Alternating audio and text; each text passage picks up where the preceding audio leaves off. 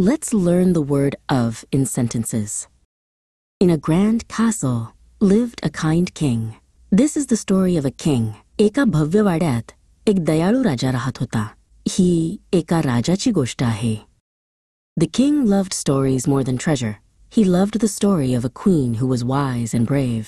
राजाला खजिन्यापेक्षा गोष्टी जास्त आवडत होत्या.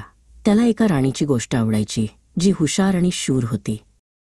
One sunny morning, he read the story of a lion with a gentle heart and a mighty roar.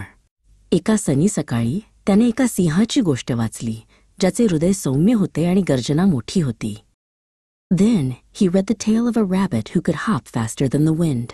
मग त्याने एका सशाची गोष्ट वाचली जो वाऱ्यापेक्षा वेगाने उडी मारू शकत होता. From his window, the king heard the beautiful song of a bird perched in the royal garden. आपल्या खिडकीतून राजाने राजेशाही बागेत बसलेल्या एका पक्षाचे सुंदर गाणे ऐकले. Later, he watched the children play. He saw the book of the boy, filled with amazing pictures. नंतर तो मुलांना खेळताना पाहू लागला. त्याने मुलाचे पुस्तक पाहिले जे आश्चर्यकारक चित्रांनी भरलेले होते.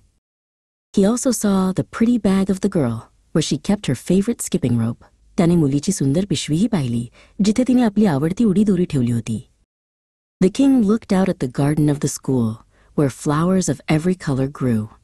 राजाने शाळेच्या बागेकडे पाहिले जिथे प्रत्येक रंगाची फुले उमलली होती.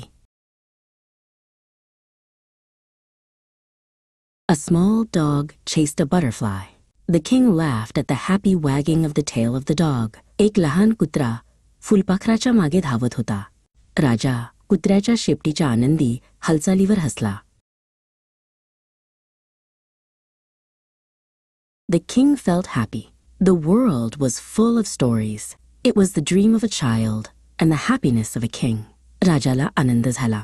जग कथांनी भरलेले होते. हे एका मुलाचे स्वप्न होते आणि एका राजाचा आनंद होता.